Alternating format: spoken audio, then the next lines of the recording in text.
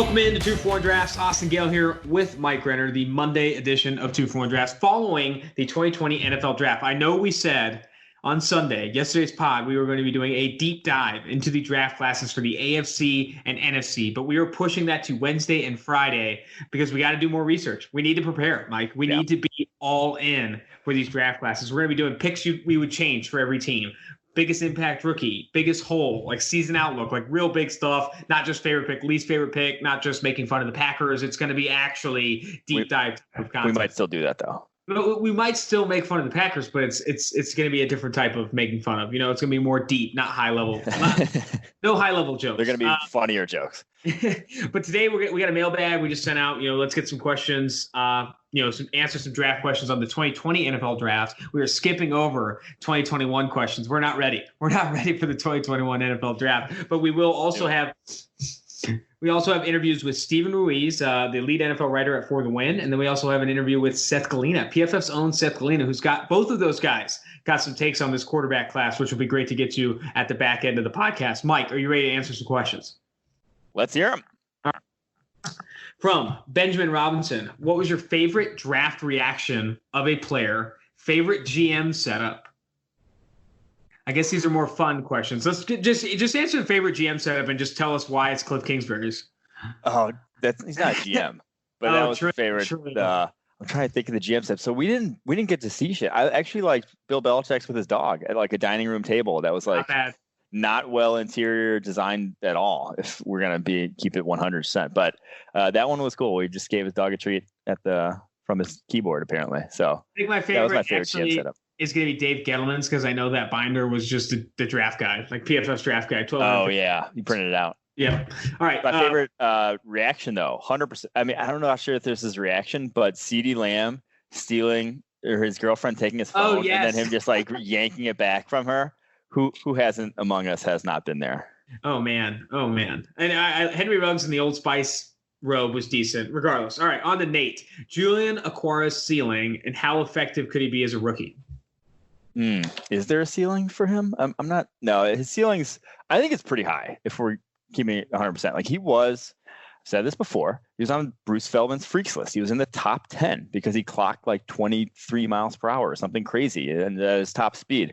He is legitimately like him and K'Lavon Chaisson are probably the two best edge defenders, just like in terms of pure movement skills in this class. Like obviously Chase Young with his size, but he can't actually, doesn't have the top end speed or the change of direction ability that those two guys do. So I think that I could see him being, at some point in time, a top 15, 20 edge defender in the NFL. Like I don't think he has like a capped sort of ceiling. Obviously he's not going to be Von Miller because Von Miller's like on another level, but like I think he could be very, very good.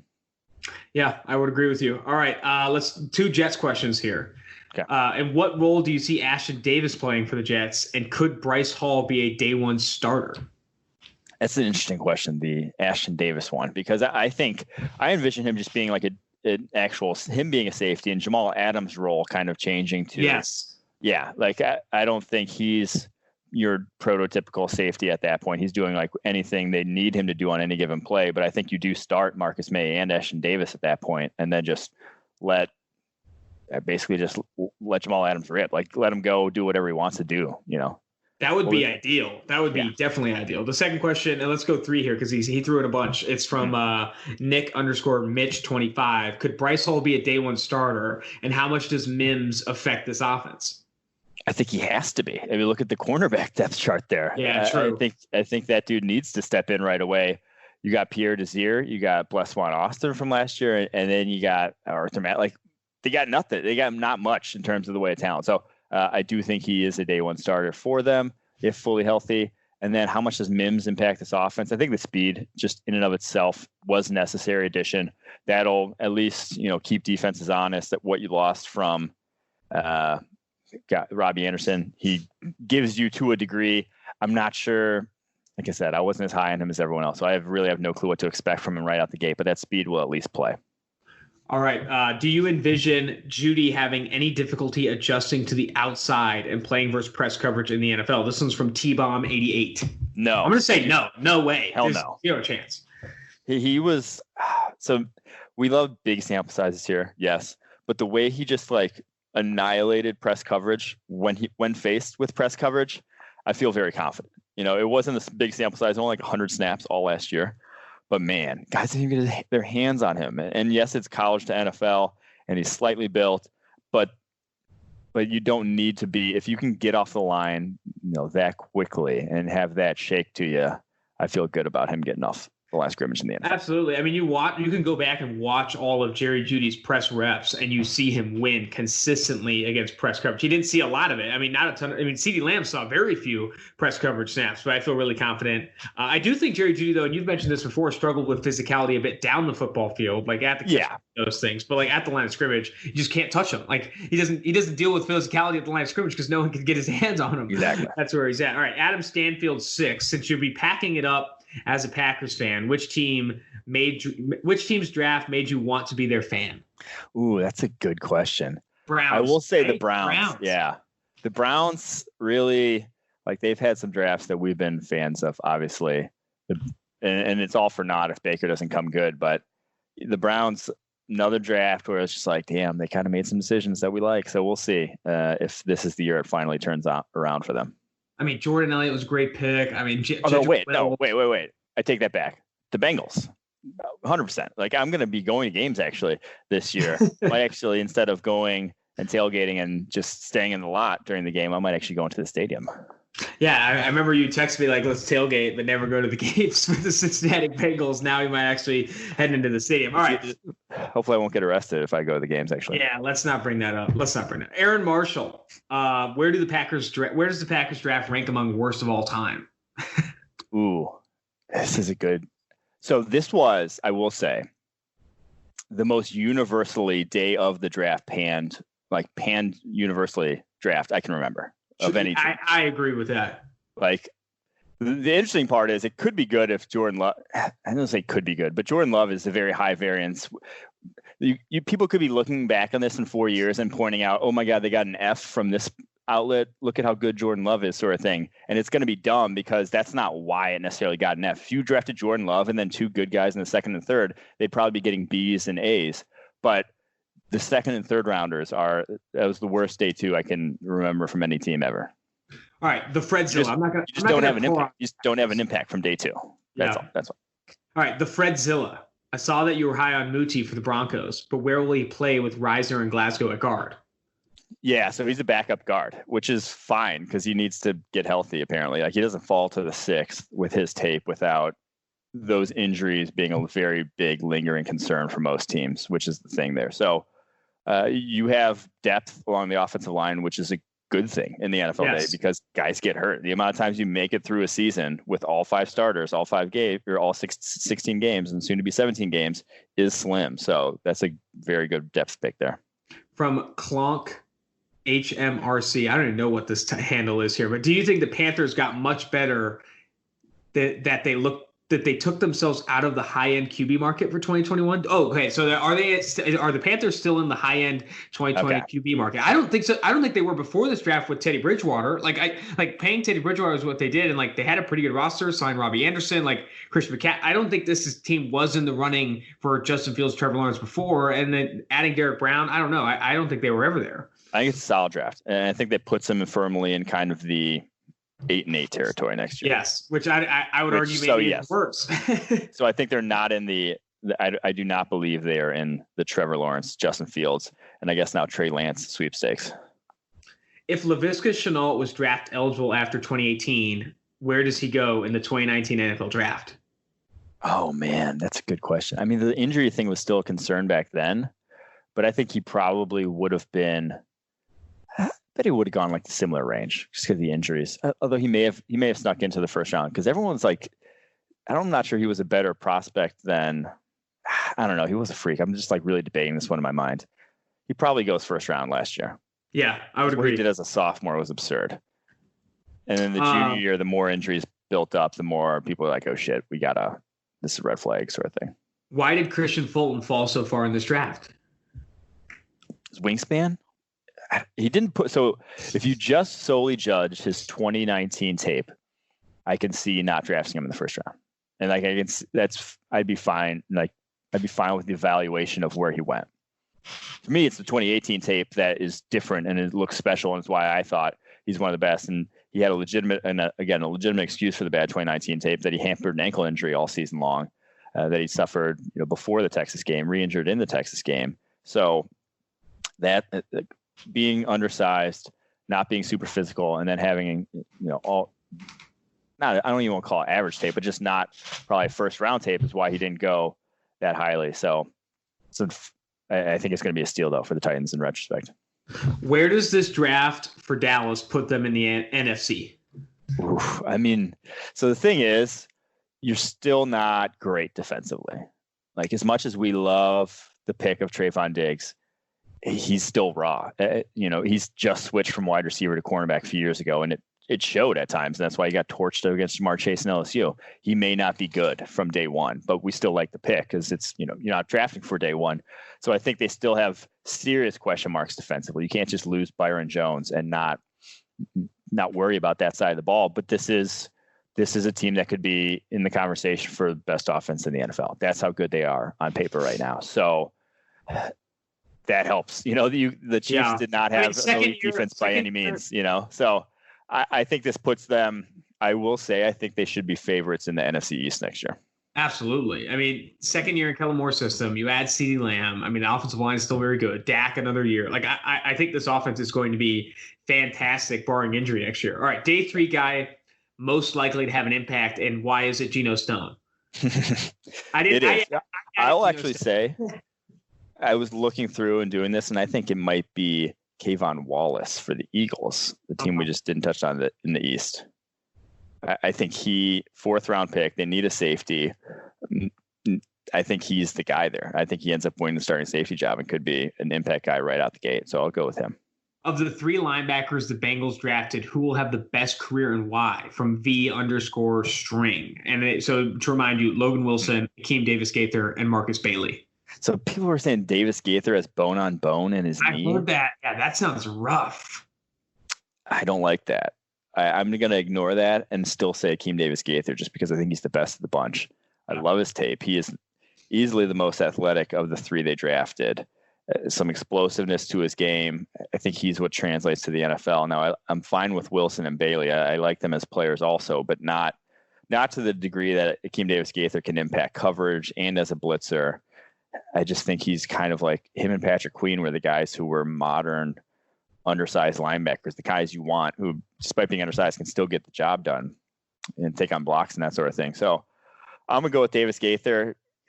The injury, from what I kind of like read briefly, sounded like the same thing that dropped Miles Jack. And now we're in year 6 of Miles Jack, 5 of Miles Jack, and nothing's showed up. So we'll see. That's all you really play for anyway, is the rookie contract. I'm with you. I love Akeem Davis-Gaither. Yeah. All right. Do you personally believe Drew Lock will succeed or fail next season? I mean, it all depends on him. They got Jerry Jeudy, KJ Hamler, Noah Fant, Albert Okui-Bunam. I mean, they gave him some weapons. Do you think Drew Lock finds a way to succeed? So I want to bring up 2 things here. One, my pre-draft evaluation, I don't think what I saw from him as a rookie is going to completely change that. And my pre-draft evaluation is that I didn't think so. But 2, I think a lot of the fact that the stats were bad and the PFF grading was bad is heavily impacted by the fact that he played like ass in that game against Kansas City that was in snow. That snowed the whole game. And yes, Patrick Mahomes went for 300 something and was not impacted by the snow whatsoever, but he's not human. Comparing Drew Lock to Patrick Mahomes, let's not do that. Lock, it's not unreasonable for a rookie quarterback to just get severely impacted by the snow. Now, we had that one throw where it just went completely across his body to the opposite side of the end zone. That was pretty rough, but I do think that game is dragging him down in a lot of, the analytics, quote unquote, projection. So I'm optimistic, but like I said, he didn't show me anything as a rookie that really made me change my opinion on him pre-draft. From the Allen Echo, best role for CeeDee Lamb as a rookie? Starter. I think I touched on this, the fact that Mike McCarthy plays 3 wide. That's what he does. Is they're going to be in 11 personnel, 1 back, 1 tight end, 3 wide receivers, the vast majority of the time. So I think even if he doesn't unseat Michael Gallup there, he's seeing the vast majority of the snaps. So I think just they're all versatile is the best part about that receiving core right now. I don't think there's one, there's not one X or one Y or one slot. They are all interchangeable, which is those are the type of guys that Mike McCarthy had in Green Bay when it was Jordy Nelson, Greg Jennings, James Jones, like Donald Driver, that receiving core. All those guys could line up anywhere on the football field at any given time and all succeed. And when they got Randall Cobb, that kind of changed. Cobb was the pure slot there, and they kind of had to be more static with their alignments. So I think this is better. And, the best years of Rodgers were when they had that ability for to any guy to fill any role. And that's the type of receiving core they have there in Dallas. That's how I would want to build my receiving core as well. All right. From A. Carter, most surprising player that went undrafted. Hunter Bryant, to me, was very surprising. And I honestly was just texting some guys in the NFL that I know, some assistants being like, "Why? Do you know why? Like, have you heard why?" And he did have a knee injury before, at end of his freshman year that dragged into his sophomore year. That maybe got flagged and is still an issue. I'm not sure. But he also said that a lot of teams would just take him off of their boards because no one thought he could actually inline block. Like, no one was of the opinion that he was going to ever be an inline blocker. And so he said some teams, that's just like, you're done for you. Like, at the tight end position, that's all. They don't want a guy like that anymore in this day and age in the NFL. So that he was off a lot of boards for that. And then maybe there was a medical, but he also said, the guy Texas said he expected someone who was on a team that didn't care about inline blocking to still be drafting him in like the third. So we'll see. He ended up with Detroit. I think he makes the roster there. Like, if you signed him, you obviously don't mind that he doesn't block. So I bet he would make the roster. Man, that advice or that feedback needs to be given to some college tight ends. Like, the fact that teams take tight ends off their board if they can't inline block, like, dude, you better strap it up. Like, you can't just be a move tight end. That's good. That's interesting to hear. All right. Could some of these Arizona Cardinals players, some of the PBF favorites, Andy Isabella, Byron Murphy, Zach Allen, make second-year leaps in 2020? I sure hope so. Andy Isabella is the one who I can see why it was a transition. The competition level was massive, and was a guy who started at running back at UMass, had a breakout late in his career, was still relatively raw to the receiver things that you would ask him to do. So I can see, him going to the NFL and it being a big transition for him. Zach Allen was the one who I thought would be a little more NFL ready and could produce. So, yeah. But that doesn't always, that's not always the case though, in terms of how these guys develop. So, Isabella was a first-round talent on PFF board. Byron Murphy was cornerback 1, and like, we were big fans of Zach Allen coming out of Boston College. I think like second-round type of talent. Like Yeah. I will say though, if I'm saying one guy gets a lot better this year, I'm going to say Byron Murphy. Yes, he had some impressive reps on tape last year. Like, it was like he earned a bad grade, but like at least you saw it sometimes. Yes, like, you definitely saw it sometimes. And he's a guy who was young coming out. He was only had just turned 21 coming out. Was a redshirt sophomore. Only really 1 year as a full-time starter. So I think there was reasons to believe he could struggle out the gate, but then get better as his career went on. I fully expect him to do so this upcoming season. All right, from Cole Haynes, do you think that picking Cesar Ruiz means the Saints plan on trading Larry Warford? No. I think that would be silly to trade Larry Warford. Isn't Cesar Ruiz also very young, though? Like, I could see them not wanting him to start right out of the gate.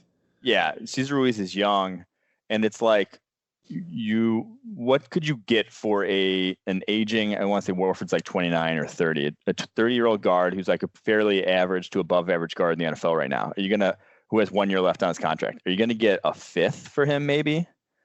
That's worth, with the team that's ready to win a Super Bowl right now, that Warford is worth more than a fifth. Like, the insurance policy of injury on the interior is worth more than a fifth to me. So, and especially and I think Steve brought this up on one of the things, like, Teron Armstead's always hurt. That guy has always been hurt the last couple of years. And then they kick Andrews Pete out there, and then all of a sudden, one of those guys is kicked into action. Either Ruiz, I'm not sure who's necessarily starting, but either Ruiz or Warford is kicking into that spot. So I think you keep him on the roster.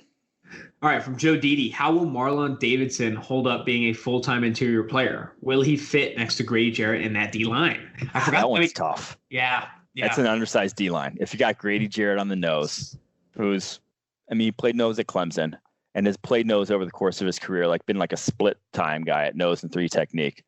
But if you're playing him at like full-time nose, because you don't want Marlon Davidson on the nose at this point, it might not be great in run defense, and Marlon Davidson might not be great in run defense either. So I wouldn't even be surprised if they have Marlon Davidson on the kind of base end early downs, because you look at their edge guys right now. I would agree. I think that's what my exact thought process was, because playing there is probably the easier transition. Yeah, like if Takk McKinley's just not on the field until third downs, because he's not a great run defender. Dante Fowler's not a great run defender. So if you just plot Marlon Davidson down on the edge, base end, second down, third down, more passing situation, that's when Davidson kicks inside. You bring Takk on. I think that's the move. I like that. Who could be this year's Darius Leonard, a guy that's lower on PFF's draft board that maybe outperforms that ranking, in the NFL? Maybe considering situation and, I don't know, overconfidence in our evaluation. I think Jeremy Chinn is the guy I kept being hesitant to really pan that hard, even though I didn't like his tape, because it was an odd role he played. Like you watch his games at Southern Illinois and he's doing the same thing every single snap. Like small school, just sat in quarters and he just stood, 12 yards flat footed and didn't make a lot of plays on the football for, like, in my opinion, based on what he could have done with his athleticism, wasn't super instinctive or necessarily explosive to the ball in his breaks and like reading, what was going on. But that's that's not a role. That's not the role he's going to be playing in the NFL. So you're going to project him to a different role. And he's a freak athlete by every sense of the measure. And like you see that on tape, he can move just differently than the guys he's guarding. So I think if you do put him in a role, I can just take advantage of the athleticism. He can outplay being the 64th overall pick, and he was like 100th, something, 103rd or something on our draft board. He could outplay that. I could see that, but like I said, I was just tentative with him. I just didn't love the way he, I guess, played football. That's the best way to say it. He just is not a physical guy, despite having immense physical tools. From Lenny Longshoes, why were teams a lot lower on Mims than PFF? I guess everyone though, like he fell further than a lot of people had Mims, and I think you have a good take on like why maybe the NFL didn't love Denzel Mims as much as others did. Well, so his tape this past season I watched his tape, and then the board when it first came out before Senior Bowl or anything, he was like 70 something. So I was even lower than where he ended up getting drafted on him, and then the Senior Bowl just looked different, and the combine was different than I expected. Having watched his tape, he comes off the line of scrimmage really high and got locked up in press coverage. He saw more press coverage than any wide receiver in college football this past season. And he played in the Big 12 where CeeDee Lamb barely saw press coverage. And you know why that is? It's because corners who saw him knew that they could press him was their best chance to get on Denzel Mims because he was bad at it. And they knew that if they pressed CeeDee Lamb, they were going to be fucking toast. So they didn't go up and press him. So I think that is the biggest thing, is that his tape was not as good as his pre-draft process. And like that, It's like, what do you want to hold more weight into? Like, yes, he's a freakish, athlete at the combine. Like he dominated the Senior Bowl. But like, is that recency bias? But like the Senior Bowl is more than just recency bias. Like the Senior Bowl, like you're going against like top flight competition. You're running a more diverse route tree. Like there's more value than just like, it's more tape to watch, but like still like you go back to his tape and you wonder why Parnell Motley locked him up, why Jeff Gladney took it to him a little bit. Like that's going to concern you when you're drafting Denzel Mims. I think that's a good reason why he probably fell out of the first round. All right, where he went was very I'd take that chance where he went, but oh yeah, absolutely. Like that was, he became worth it very quickly come day 2, I in my opinion. All right, from Quarantine Max Trail_Blazer, Lee's favorite wide receiver pick. I'll start with mine. The Rams super early taking Van Jefferson. I think there were better receivers on the board, and I think Van Jefferson, like I've said before, I've said this on the broadcast before, but like he has to do all the little things well to really succeed and get open. And I just don't know how consistent you're going to see that in the NFL. I think that was a bit of a reach for the Rams there. Yeah. And my thing, I agree. That's my least favorite wide receiver pick. Unfortunately, love the Rams, love my guy, Zach Robinson, who's their assistant wide receivers coach now, but it felt like they wanted a guy who they knew they could plug into their scheme instead of, I don't want to say swinging for the fences, but you can do better than Van Jefferson, Like Van Jefferson feels like he's capping out at like 800 yards a year sort of guy. Like he's not going to offer you much after the catch. He's just kind of a finished product with his dad being the Jets wide receivers coach and not being a high level athlete and being a little skinny, like, and being almost 24 years old. That's just a combination to, I don't see where you go from here for a guy who just like didn't produce at Florida or at Ole Miss. I mean, yeah, he's a finished product, and he's a finished product and did not have like that much of high end production of Florida. Exactly. And he's an older prospect. Like I had this take there, but like older prospects that don't produce, like that's a big red flag. That's a big concern. Yep. Especially well-coached ones. Like that guy's well-coached. It's not like he's going to get much better coaching in the NFL level, like his dad, like you said, wide receivers coach. All right. It's like Kyle Duggar is an older prospect at 24, but you see room for development coming from Lenoir Ryan and with the physical tools he has. And that's kind of the difference between when we bring up age. It's like there shouldn't be an excuse for Van Jefferson should be who he is when you're that old with that kind of coaching, that sort of thing. Thoughts on Ross Blacklock to the Texans? I'm fine with it.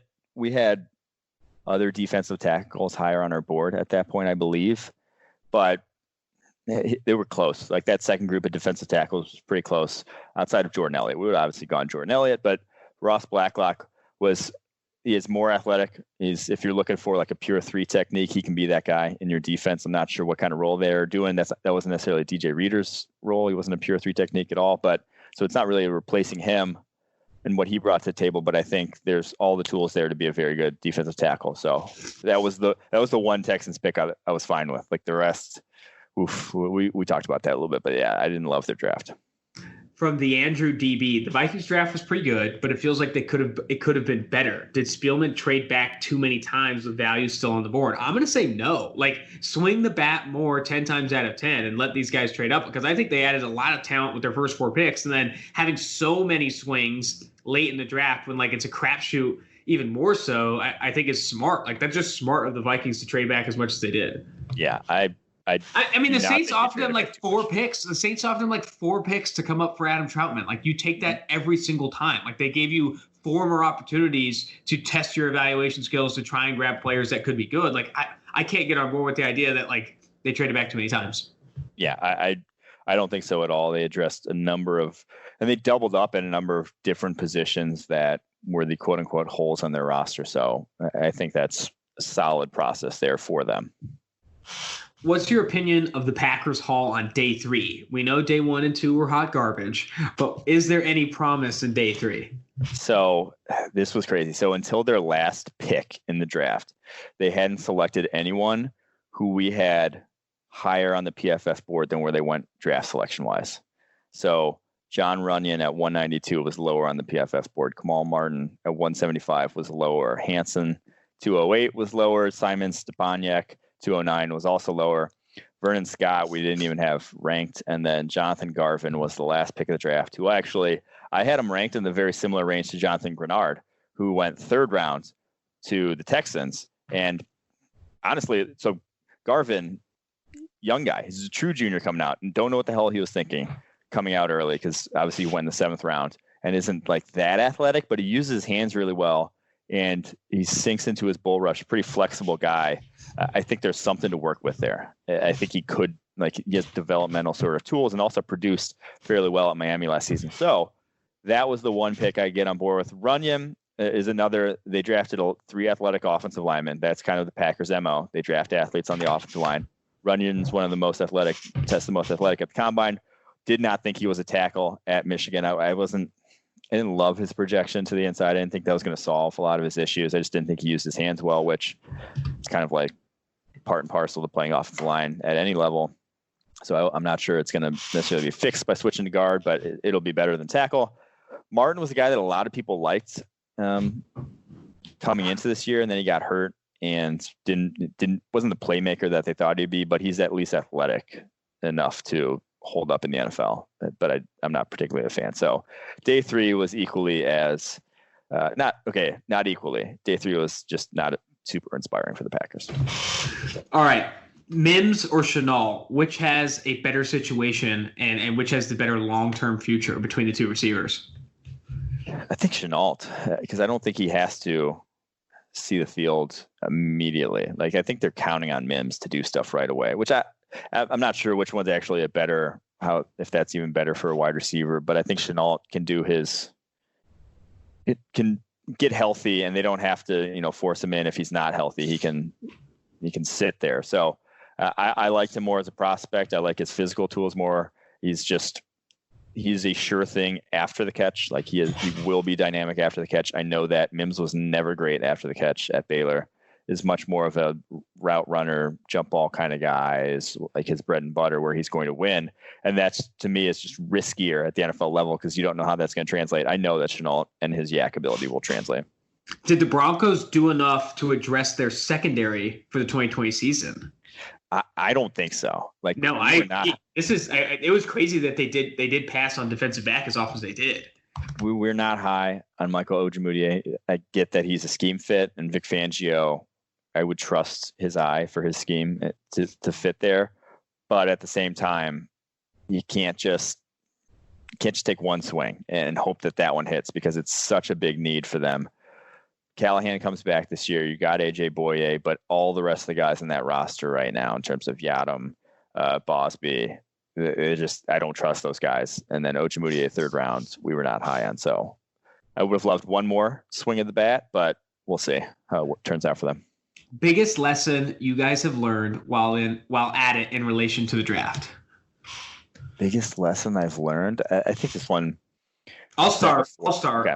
I think it's foolish to be overconfident in any of your own evaluations, and it's smarter to lean on like the wisdom of the crowds in terms of identifying major reaches and major steals. You'll obviously value more players ahead of others. Like there's always gonna be differences there, but like in terms of identifying like significant reaches and significant steals in the draft, it's smarter to look at the consensus of how other talented, well-informed evaluators look at this class when you're trying to think of like actual value for players. Like that's where I kind of sat with like, yeah, you can like players over others, but like if you're trying to like actually think about pick value, just because he was like 10 spots lower on PFF's board than where he was selected, but like still high in consensus, I still think you could talk about that pick being a good one.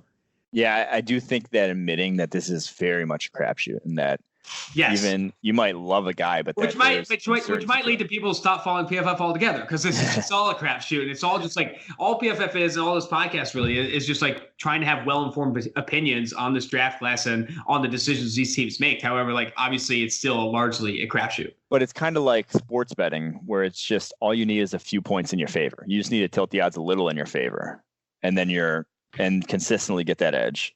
And then over time you will be like, that'll translate to wins. It's like over time you'll be better than everyone else if you're consistently putting the odds in your favor, just even for a little bit is the thing there. But my biggest thing that I've learned, and that's having started this in the 2015 draft, way back when we first graded college, is just that athleticism is very important in the NFL. And there you go. That's a great one. And that, yes, like there are guys who get by with very poor athleticism, but it's rare.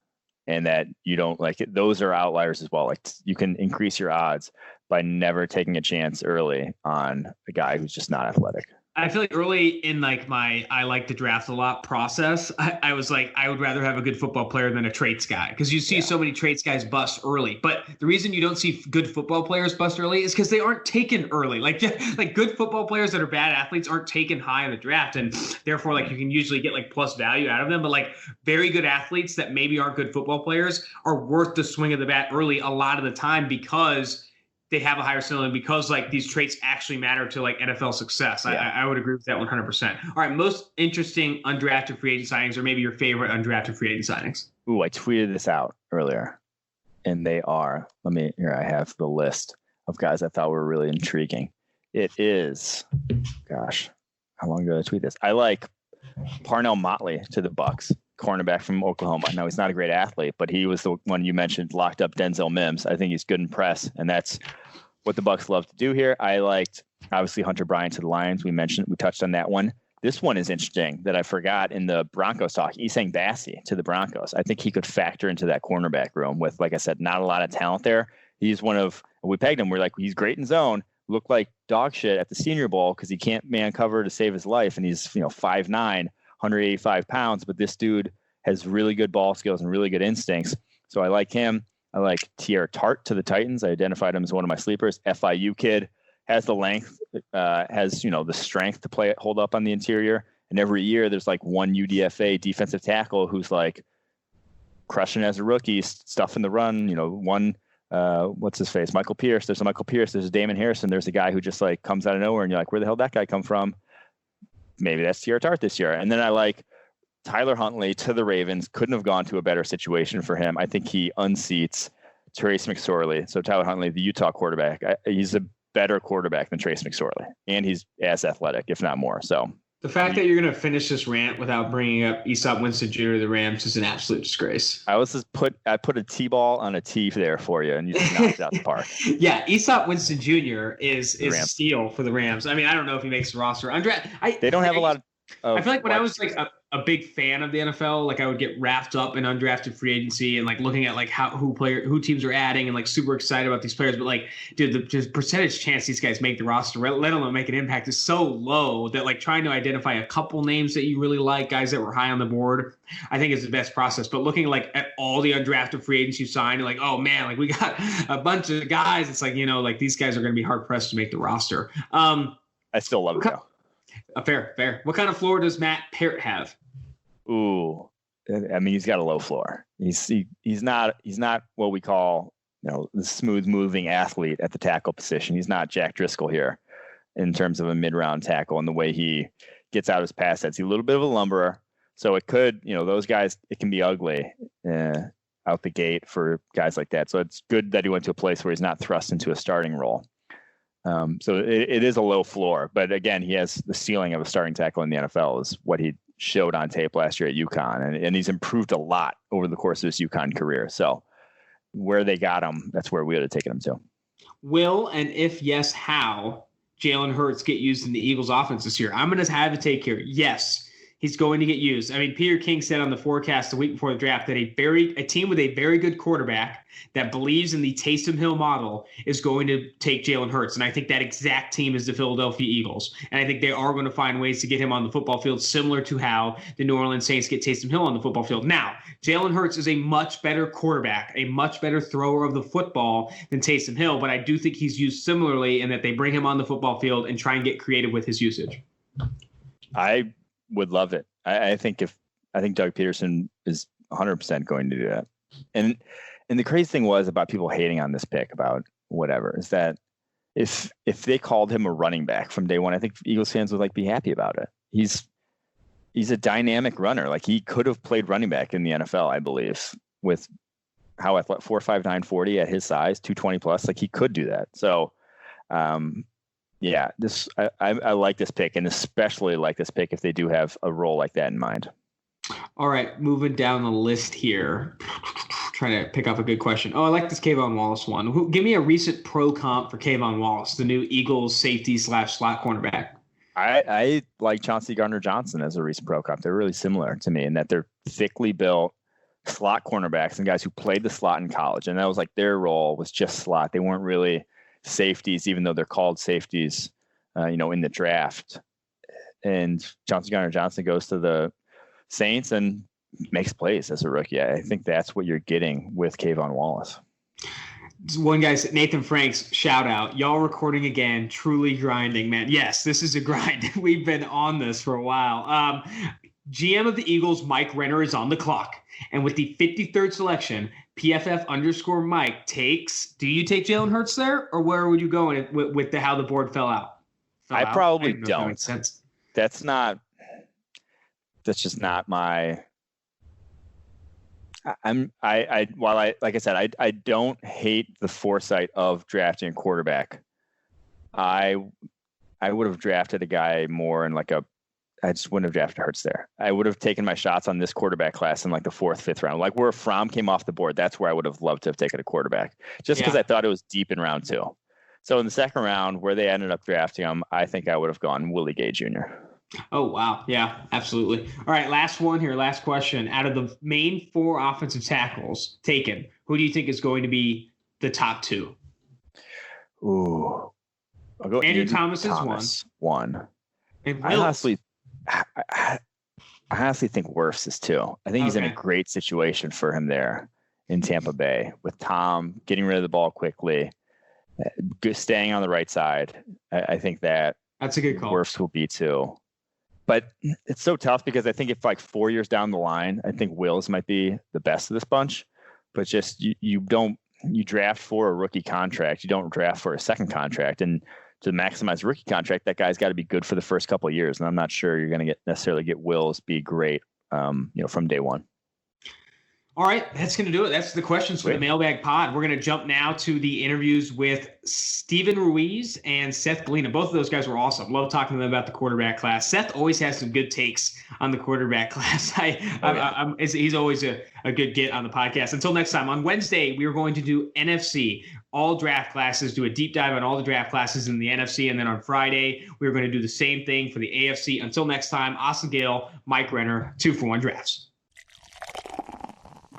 Joining the 2-for-1 Drafts podcast is Steven Ruiz. Follow him on Twitter at the Steven Ruiz. He's the lead NFL writer for the Win. And I got to say, man, it's great to have you on the pod. I've followed you for a while, and I really do appreciate. One, I appreciate your content. You also have a podcast. I think it's called The Counter, and then you also do great article content for the Win. And your Twitter banter is elite, my friend. I am always a huge fan. I find myself like, wow, that's just a good tweet. Wow, that's just a good tweet. So it's great to have you on, Steven. I appreciate that. I'm just here because I'm assuming that I'll get a PFF Ultimate login by the end of this. Man, I feel like I wish we could give those out. Man, I wish we could give those out because they're awesome. I remember at the Senior Bowl, like showing some of the guys we were talking. I mean, we showed Seth. Showed Seth before he came on as a PFF. Like, this is what we have access to when we are trying to evaluate draft prospects. But also like just evaluating like NFL players, like going back and watching all of their targets of 10+ yards and those things. Like, it just makes things so much more efficient, which is very, very helpful. Betts wants one too, so we're gonna have to start shelling these out here pretty soon. Let's go ahead and get right into this, man. I want to start first with your favorite picks from this draft class. We'll get negative down the road, but I want to hear some of your favorite picks in this draft. Maybe Dave's 1, 2. Day 3 picks rarely freaking contribute. Like, let me hear some of your favorite day 1 and day 2 picks from this class. I feel like all the Cowboys picks I like, but I don't think they get credit. Those guys are just falling into their laps. But along the same line, the Tampa Bay pick getting Tyler Johnson when they needed a slot receiver, and being able to wait for him, I thought that the draft just worked out perfectly for the Bucs. I wrote this today. The article's coming out soon. They were considered a playoff contender before the draft, and somehow they still drafted 4 players who I think could just walk into the starting lineup, which is kind of rare to say about a team like that that's already talented. No, for sure. I would agree. No, I was gonna touch on that Cowboys thing. So you said they fell into their laps, and sometimes I agree with that, but that also means that there are people ahead of them that passed on them, that made a mistake. How much, when you do draft grades and look at a draft, do you evaluate the actual decision that went into the pick in terms of number 2, Chase Young, whatever they're going to get a Hall of Famer, they were just in a spot to get a Hall of Famer, or do you evaluate the actual talent added? Yeah, when I was doing the grades, I took in all that into consideration, positional value, who was left on the board, what they could have traded down. The Chase Young pick, I think he's the best player in the draft. I think you guys agree too. But obviously he's not the most valuable. I would have liked to see them explore a trade down. I'm sure they did, but a trade down would have probably been the best move for their future. So I took a couple grades off of their final grade and gave him, I think, a B+. But they still made a very good pick. He's like you said, Mike, he's a future Hall of Famer. Oh yeah. And so when you say picks fall in their laps, CeeDee Lamb falling to 17 and then Trayvon Diggs 51, it takes balls to let them fall in your laps. I don't know if you've read the piece from Peter King, the Football Morning in America, but the Tampa Bay Buccaneers were trying to trade up since pick 7. They were calling every single team to make sure they grab Tristan Wirfs, and they end up trading up 1 to 13. But think about those teams that aren't willing to just stay put and hope the player lands them. They're just willing to get aggressive, mortgage future draft capital for non-quarterback trade-ups. I think it's impressive that the Cowboys, Jerry Jones by himself on his yacht, was willing to just sit there and say hey, I'm going to play the board. I'm not going to go get my guy because I'm so overconfident in my evaluation and go up and get him. I'm going to wait. he had his choice between K'Lavon Chaisson, which I know the Dallas Cowboys were high on, and CeeDee Lamb, a best player available. He didn't dream falling 17. And like those are the teams that won this draft, in my opinion. It's the Cowboys that sat there and got CeeDee Lamb. The Broncos, who were supposed to trade up, sat there and got Jerry Jeudy. Like it's these teams that like don't feel overconfident, don't try and make drastic moves for non-quarterbacks, and just stay put, take the BPA. I think I agree that the Cowboys had a very good draft. Any other picks that kind of stand out to you? I just want to say, do we actually think Jerry Jones is social distancing right now? I think he had some company on that yacht. I'm going to point that out. They got full right now. Walking like coronavirus yacht right now. Just swapping viruses. I really liked who else I like? I like the Dolphins draft. They had a lot of picks, and sometimes it's easy to waste those picks. I thought they got a lot of good players. I didn't really like the Austin Jackson pick, but I could see why they drafted him. He kind of fits with their timeline. And they just kept adding defensive backs, which I love. Obviously, you guys work for PFF. You guys are leading that charge that coverage matters more than pass rush. So I really like their draft, and I like the Robert Hunt pick. I think he'll start. I think he'll be a starter maybe by the end of this year. And then everyone loves the Vikings draft, right? They had like a billion picks. They had my Madden franchise draft capital. Yeah. Yeah. I mean, they went in too. I mean, we're not as high on Justin Jefferson as others were, but like that's still a solid pick. Then you had Jeff Gladney as well, like Cameron Dantzler, where he fell, I think, is good value. Like I think they made good picks as well. Let's get to the least favorite, my friend. Let's talk about some of your least favorite picks. I'll start with mine. I've said this before, but like AJ Dillon to Green Bay, like, are you serious? And then like I really did not like the Kenneth Murray trade up. Like I don't like Kenneth Murray that high at all. But then the trade, future draft or draft picks for him, I did not like those picks. Give me some of yours. I didn't really like the Steelers draft at all. Like I am not on the Chase Claypool bandwagon. Like I was not impressed by his tape at all. I know he had the big combine, but it just doesn't show up. And then there are other picks I don't think are impact players. And then another draft I didn't really like is the Falcons. I thought their best player that they drafted was Hennessy, but he's obviously a pick for the future. I don't like Terrell. I don't like some of their other picks. And I think that's a team that should probably be drafting for the now, with Matt Ryan kind of getting up there in age. And I don't think they're far off from being a playoff contender if they fix that defense. And I don't think they fix that defense with this draft. What's a team that after their draft this year went from like maybe not Super Bowl contenders to Super Bowl contenders, if there is one? I don't think there's one of those, but I will say I liked what the Browns did. I think they had a good enough draft where I could push them from maybe being on the fence of playoff contenders to now where I think they are legitimately playoff contenders. If Wills is what I think he can be. Man, are we falling into the same trap last year? I feel like I love their draft last year. I love what they did in the offseason. I love their draft this year. I mean, they practically went off the PFF board. It's obvious that we're going to like that draft with who they brought in. I just hope that Baker can deliver. What's your opinion of Baker Mayfield? I know we're deviating a little bit, but what's your opinion of Baker Mayfield after like kind of a down year in year two? I'll say I wasn't as high on him coming into the league as you guys were. And then after year one, I was like, whoa, this guy is not what I expected him to be. Maybe he's a lot better than I thought. And then year two, he is exactly who I thought he was going to be during his rookie year, with just the pocket presence, the footwork issues, like all that stuff popped up. It was on his tape at Oklahoma, I think. And then it came back in year two. I don't know what happened in year one, but if he gets back to the year one Baker, then I think he's going to be a fringe top 10 quarterback. That's the funny thing. It's like if you swap those 2 years right now, people would be like, yo, Browns are going to the Super Bowl. Like you would be expecting like another jump, like another upward trajectory from him to like the next level of like almost maybe elite quarterback play at that point. So but I agree that his second year was what I expected, more so coming out with those pocket presence issues. Gosh, I had I can't think of my last question that I wanted to ask. I'll take the reins. Yeah. I'll take the reins. I got to bring up the Packers disaster, or like, believed disaster. They have like the consensus lowest draft grade for all the right reasons. Like, I mean, I think I saw NFL media give them a B+ or something wild, but like that no one really liked this Packers draft for all the right reasons, in my opinion. I mean, the AJ Dillon pick, AJ Dillon wasn't on PFF's top 250. I think my favorite pick of theirs was actually the Jordan Love pick, the one that got the most flack early in the draft process. What's your opinion of this Packers draft? Is it as bad as it's kind of being projected?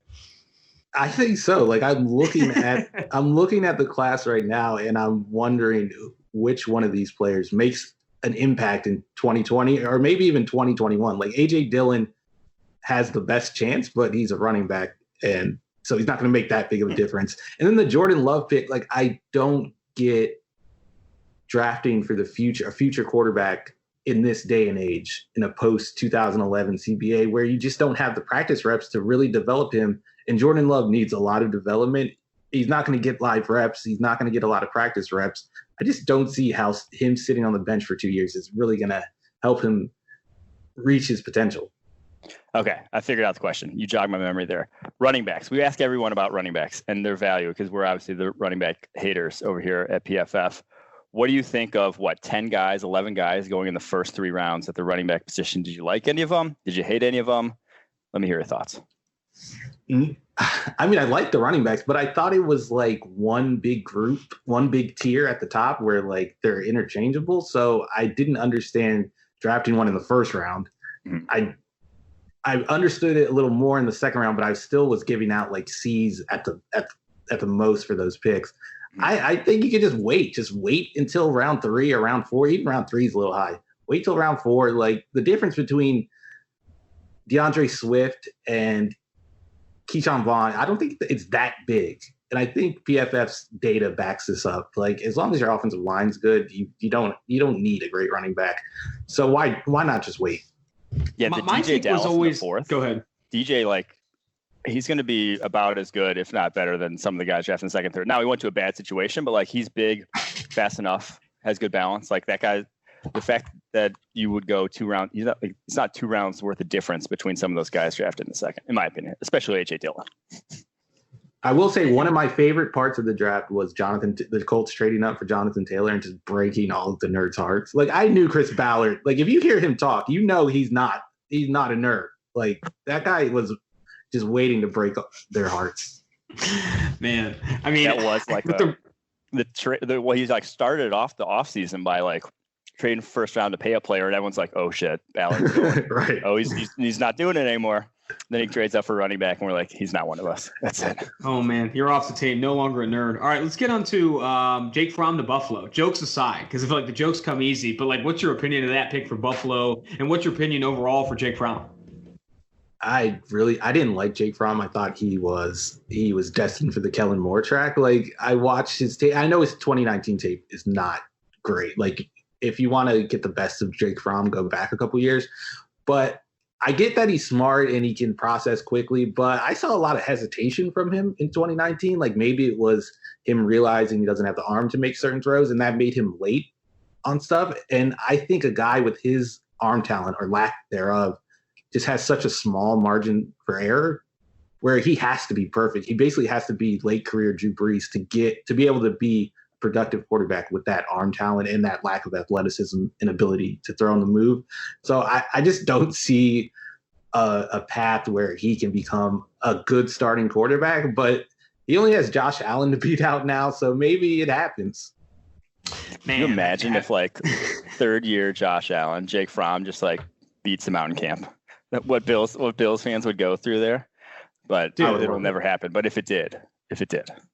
All right, I want to stay on the quarterback group, and I'm going to finish this one with like you talking about all the top quarterbacks drafted. Let's start with Joe Burrow and just like set realistic expectations for him in year 1. They added T. Higgins, they have AJ Green, Tyler Boyd. Offensive line is still a bit of a disaster. I'm not sure why they didn't go Josh Jones either in round 2 or round 3. Jonah Williams obviously coming back from injury. We'll see how he pans out. But like, what are your expectations for Joe Burrow, knowing what you saw at LSU and now knowing the situation he's in Cincinnati?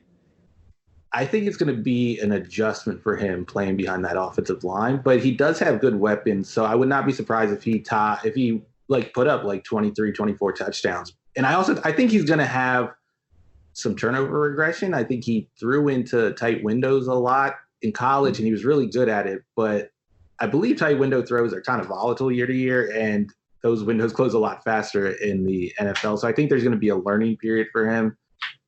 I expect him to look like a competent quarterback, like in that 16 to 20 range, maybe 16 to 23. I don't see him like lighting the league on fire from the start. Yeah, I agree with that turnover sort of call there. That he's not a quote unquote safe, ball protector sort of quarterback. He'd sling it to guys that aren't open sometimes, and that can backfire on you quickly once you get to the league. So I agree with that. All right, give me now for Tua. Do you even think he plays next year? Like, I'm interested to know like what you think the Dolphins' plans are with Tua Tagovailoa, and if he does play, maybe give expectations for him.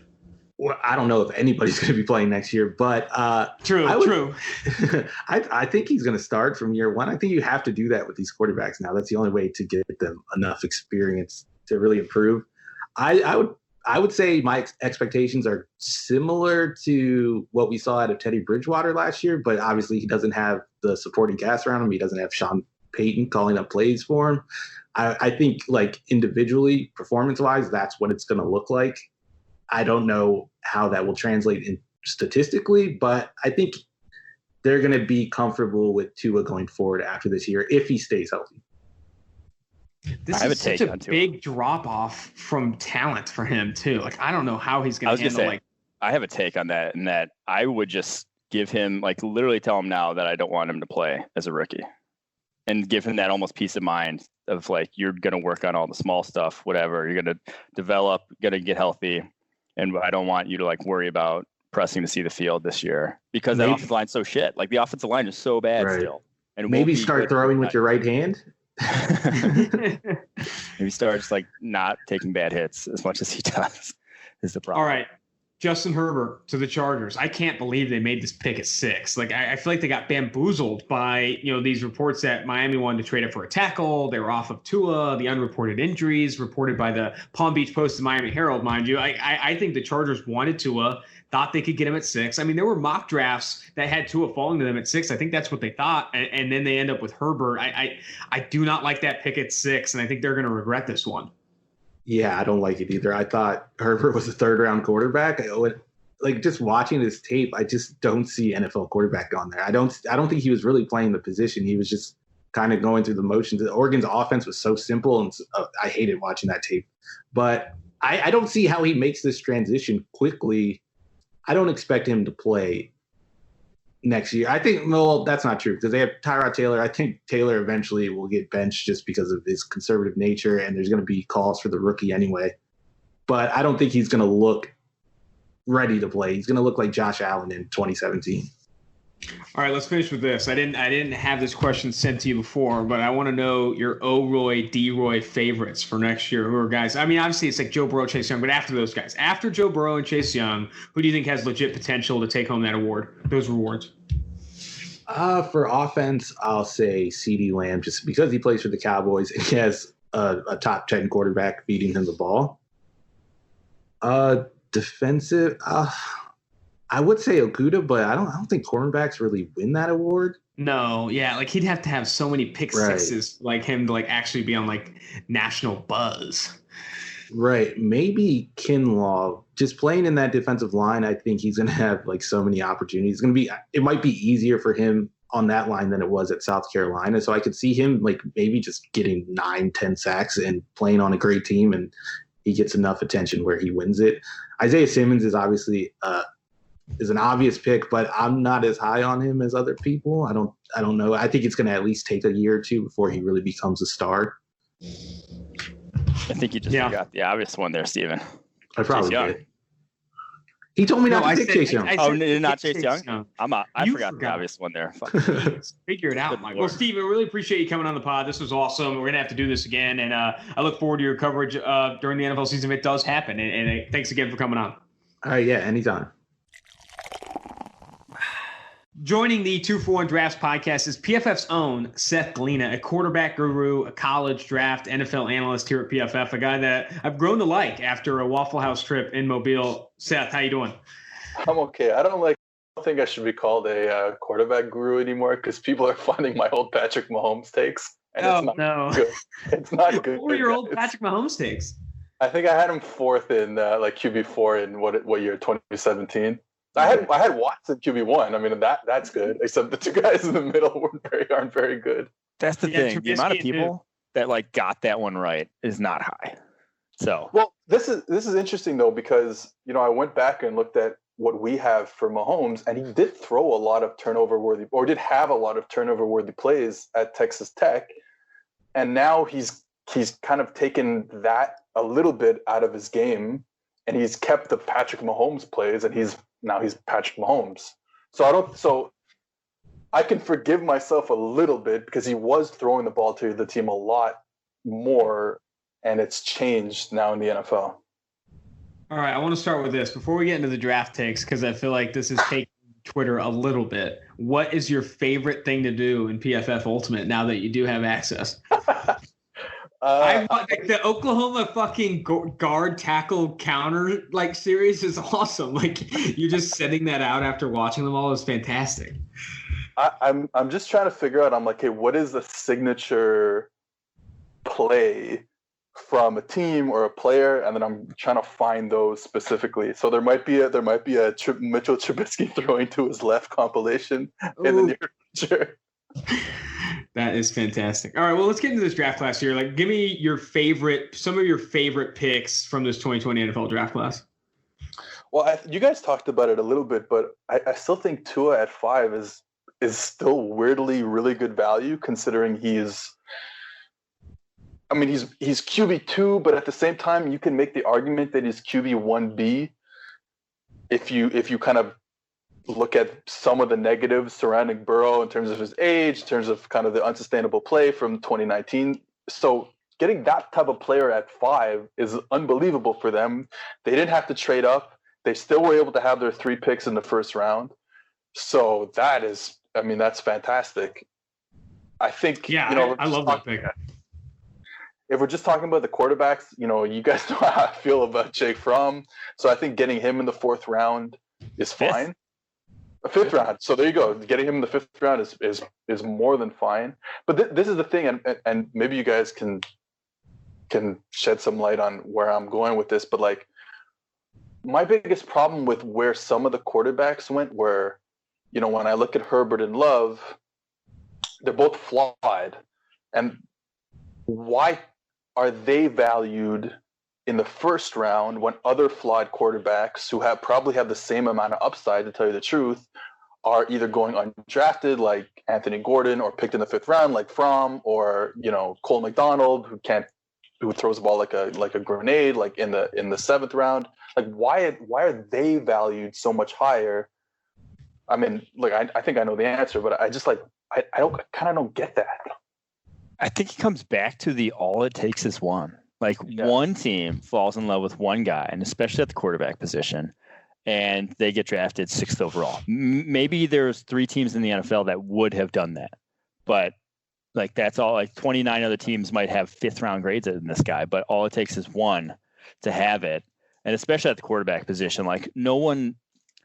Even we here at PFF, there's no one science or one thing that 1000% says this guy's going to be great. We loved Baker Mayfield coming out. He hasn't been, he hasn't turned into a top 5 quarterback in the NFL. He hasn't turned into a top 10 quarterback in the NFL. So there is no, and we when Patrick Mahomes was coming out, didn't necessarily call him a top 5 quarterback in the NFL, and he has been. So there's nothing. So I think people will then talk themselves into. It's easy to talk yourselves into these guys with this sort of under the understanding that no one knows sort of thing. If that makes any sense?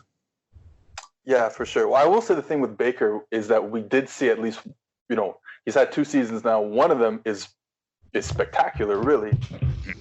The second one is pretty bad, but at least there was something there that you could say, okay, well, he did show it for however many games, 12 games or whatever, at the NFL level, that he is a starting quarterback. And he honestly, his rookie season, he's a top 12 quarterback, top 10 quarterback.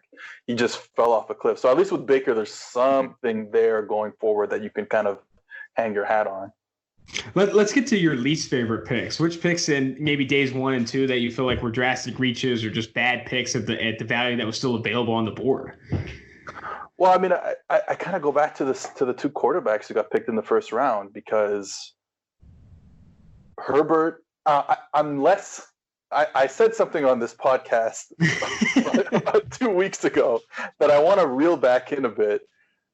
I don't think Herbert is just an absolutely terrible quarterback, and he grades fine for us. And if you want to say that the scheme was bad and you want to say that the receivers he had were bad, that's fine. But at the same time, quarterbacks tend to be scheme and kind of, other player independent, especially the good ones. So he graded like what in like the mid 80s for us, low 80s. Like that's fine for a college quarterback, but I don't know if that's NFL talent right there. And so for him to go sixth is, for me, it's such a reach when you can find, like I said before, these kind of flawed quarterbacks in later rounds and try and turn them into starters. And then Jordan Love, I mean, he has not shown it at all. Even in the year where he was supposedly this breakout star under Matt Wells in 2018, we don't really grade him that well. He grades like 77, which is not only bad in the entire FBS, he's like the 23rd ranked quarterback in just a group of 5 quarterbacks that year or over the past 2 years. So like there's not a lot to go on with Jordan Love. Obviously he looks good doing it. The flash plays are there, but on a play-to-play basis, it's not only average like Herbert in the low 80s, it's bad. It's like 75 grade. It's not good. So that is super concerning that the Packers thought this guy was a guy they needed to trade up for when they have ostensibly no quarterback issues there on the team. Yeah, man. I mean, it's been talked about. I mean, it might be their best pick of the draft class. Unfortunately, like Jordan Love might be their best pick. I don't think might be. It's like that dude is their best pick. That sucks. Like that sucks. I mean, it's rough. We were just talking to Steven about like how bad is this Packers draft? Like, is it as bad as we think? And he's like, yeah, honestly, it's pretty bad. So that's where we're at with that. I want to talk more about. So you talked about Jordan Love, Justin Herbert, a little bit on Jake Fromm. Getting him in the 5th is obviously good value. How about Jalen Hurts? Because like with the Eagles fans are like irate that this happened. They're upset that they passed on other positions to grab a backup quarterback. But like PFF's of the opinion, and Steve has talked about this, Mike has talked about this, that Jalen Hurts at 51, I think is where he was selected, is like very good value for a team that of all teams should know the backup quarterback position is super valuable and can help you down the stretch. Like Carson Wentz is injury prone. You won a Super Bowl with Nick Foles. What's your opinion of Jalen Hurts initially, just the player? And then what's your opinion of that pick overall? I keep going back and forth with Hurts because, you know, he grades really well for us. His accuracy numbers are fantastic in last year in 2019 in Oklahoma. But then you look at the other guys. I was talking to Steve about this. Like you look at the other guys who preceded him in that Lincoln Riley system, and they both grade better than him. So it's like, yeah, he grades at an elite level for us, but the 2 guys who preceded him graded at such an elite level that he's still he's still like, it could be a product of Lincoln Riley's system, and a lot of the throws he's making are to open receivers, and he's accurate on those throws, but it's a lot easier to be accurate when the receiver's wide open. Yeah. So like I said, I kind of go back and forth. I still, when I watched the game, it still felt like he was making the right decision most of the time.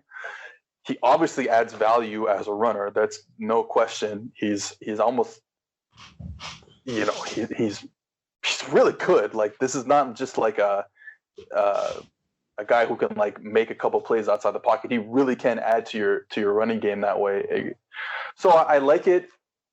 I still think that maybe with where some of the other quarterbacks went, and I keep going back to the Anthony Gordons and the Fromms and the Cole McDonalds and not the James Morgans, but where those guys went is probably closer, because it's like if those guys are going later in the draft and they have similar issues to their game, then maybe Jalen Hurts in the 2nd round is not the best value. I think it's good value for that team because, like you said, are we ever going to see a truly healthy Carson Wentz? Who knows at this point? So I think it's kind of, if he goes to a team that's not Philadelphia, I'm scratching my head a little bit. But going to Philadelphia makes it make a lot more sense. I feel like if the Eagles listen to him as running back, Eagles fans would be happier with the pick. You know, they'd be like, "Oh hell yeah, another running back, nice, good, we needed one." Like Eagles fans don't like Carson Wentz, from what I understand about Eagles fandom. It's like they either don't like him or they are so in love with him that like if you suggest that he's injury prone, they're gonna like be in your throat being like, no, he's not. It's all flukes. There's like no middle ground. Yeah. All right, I want to finish the pod with this. I want to finish the interview with this. Is talk about this 2021 class. I know you're working on a handful of pieces on Justin Fields, Trevor Lawrence. I know you're a big D. Crum fan, the Kent State quarterback. Talk to me about this 2021 class. Austin, it's Dustin Crum. D. Crum. Yeah, that's his nickname. It's D. Crum. Its nickname's D. Crum, Mike. I know. No one knows what we're talking about, though. I watched. Start with D. Crum because I have no takes on Dustin Crum. I'm sorry. I saw his he just keeps popping up when I kind of look through the next draft class. Him and this guy named Lane Hatcher from Arkansas State both grade really well for us. So I'm gonna take a look at the film and see if it's not all scheme based. So we'll see about that. Opinion on the nickname at the end of the process too. Like just okay. Let it sit for a little bit. But let's start with Trevor Lawrence, maybe someone who T-Law, if you will. So I obviously we all know how good he was in 2018, and I'm just like I have the stats in front of me. He's like when he becomes the starter in week 4, and he has like I think 32 drop back passes in the first 4 weeks while Kelly Bryant is the starter. He's fine. He gets the job done, but he's a backup. And then they just can't. Obviously, we know what happened. They can't keep him off the field. He becomes the starter. Kelly Bryant transfers in the middle of the season. I think his grade after that is like 94.3 just on drop back passes. So not even like getting the RPO or the screen pass bonus, like just on NFL drop back passes. He's 94 as an 18-year-old true freshman. I think that, and they go on to win the national championship. It's incredible. I think we talked about this a little bit on the pod that I was on last week or 2 weeks ago. Like his timing is impeccable. The ball placement is not elite, but it's still way above average. And he just didn't make mistakes. Like every read, you understood where he was going with the ball. He threw to the right receiver, 90% of the time. And he's just incredible. And then he comes into 2019 with kind of the weight of the world on his shoulders, and he stinks. He absolutely is like the worst quarterback that's ever lived. He totally forgot how to play quarterback. He's staring down receivers. And this is the thing that's crazy to me is like I understand you have T. Higgins and Justin Ross, but like you can't just stare at a fade route against like a single high safety in the NFL. Mm-hmm. You can get away with it in college, but that safety is sitting at 20, 15 plus yards in the NFL. He's not sitting there at 10 yards in that like, sit down stance where he can't get to the sideline. Like you can't do that in the NFL. And he was doing it all throughout the first half of 2019. And then kind of to go along with that, his accuracy is absolutely terrible. And like when you go watch like the T. Higgins highlights from 2019, it's all his insane catches are because Trevor Lawrence can't get the ball to him. And it's like there's 2 against Texas A&M on the same drive where he throws wildly behind T. Higgins and Higgins bails him out. So he forgot how to play quarterback. It's crazy. His accuracy numbers in the first half of 2019 puts him at like 107th, I think, in the country. That's behind the Kentucky quarterback that they benched for a wide receiver. Like that's how bad he was in the first half of 2019. He was throwing the ball bad. He was throwing the ball to the other team. And then he settled down and figured out, okay, look, I can't just like walk on the field and win games just because I'm Trevor Lawrence.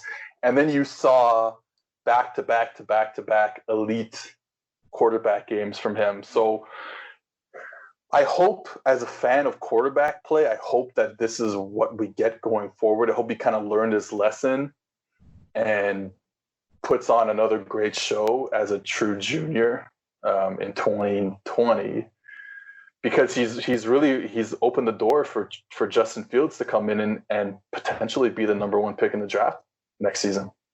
Oh man, I think we need the social team to cut. Trevor Lawrence actually sucks, according to Seth Galina. That's the thing that we're gonna cut. He can't play. Mike, he can't play. Mike, he can't play. Trevor Lawrence just can't play. Mike, your take on what Seth said in terms of like what Trevor Lawrence first half versus second half of the season. Yeah, I was like floored. I'm pumping him up. I'm writing these articles. I'm like, Trevor versus Tua.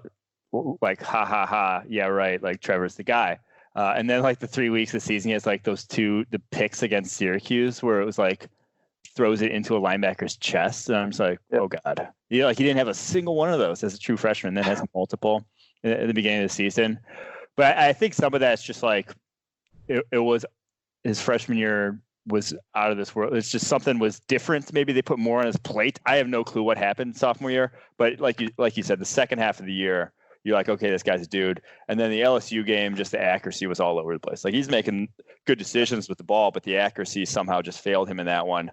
So I'm expecting next level. The Fields Lawrence conversation is still not really a conversation to me. It just from what we've seen, like even if Fields plays a little better next year, like grading wise, I probably still lean Trevor Lawrence because as a true freshman, he buried teams. I just think with his arm, including the Fighting Irish, you know what you're getting. Yes, it buried me. I don't even remember watching the Alabama game after that. Dude, I think I was with you for that game. You were like crying in your own hands. It was rough to see. I'm just waiting for D-Crum, my guy D-Crum, to come out of Kent State and just make some plays next year. I'm really looking forward to that. Seth, that sounds like a euphemism but continue. Okay.